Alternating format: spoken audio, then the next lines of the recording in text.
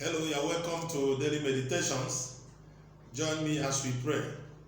In the name of Jesus. Father, I thank you for the opportunity to hear your word again today.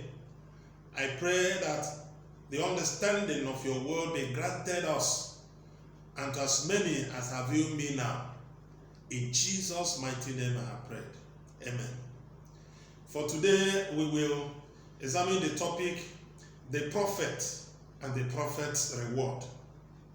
The prophet and the prophet's reward. Matthew chapter 10, verse 41. Matthew 10, 41. He who receives a prophet in the name of a prophet shall receive a prophet's reward. And he who receives a righteous man in the name of a righteous man shall receive a righteous man's reward. This is the word of the Lord. Thanks be to God. Jesus made this statement. He spoke from the unsearchable riches of God's wisdom. And by the interpretation of the Holy Ghost, we will see who a prophet is in this context and what a prophet's reward means and how to assess it. Now, who is a prophet? Jesus said, he that receives a prophet in the name of a prophet shall receive a prophet's reward. Who is a prophet? A prophet simply means the person that speaks on behalf of God. The person that speaks for God. God's mouthpiece is the prophet. Now, by extension, a prophet also implies somebody that teaches the Bible, somebody that preaches the word of God. And it says, when you minister to such a person, when you receive the person, or when you attend to the person's personal need, it says you will receive a prophet's reward. Now, before I go on, let us also look at Galatians chapter 6, from verse 6. It says, let him who is taught the word share in all good things with him who teaches. Do not be deceived, God is not mocked, for whatever a man sows, that he will also reap. Now, this is an explanation of what Jesus has said. The person that teaches the word. He says, you that is receiving the teaching should share in all good things with the person teaching you. What does it mean? Look out for his personal need and meet it. Then you have provoked the anointing for the prophet's reward to be your portion. Now the question now is, what is that prophet's reward? The prophet's reward simply means the anointing to prosper, the anointing to make available what you cannot get by yourself.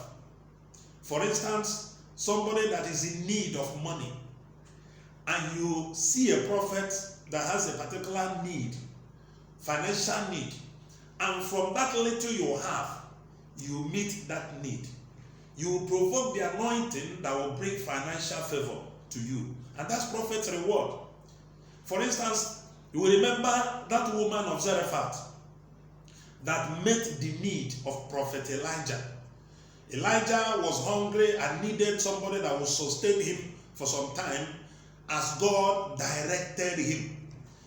When he came to the woman had need of food too, but she had little food and some water.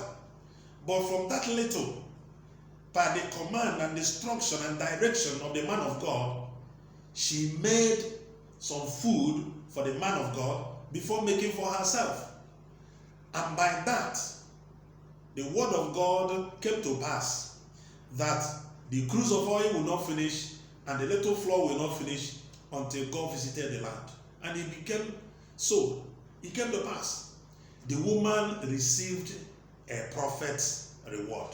Hallelujah. There are people that make a mistake to think that you can help a man of God.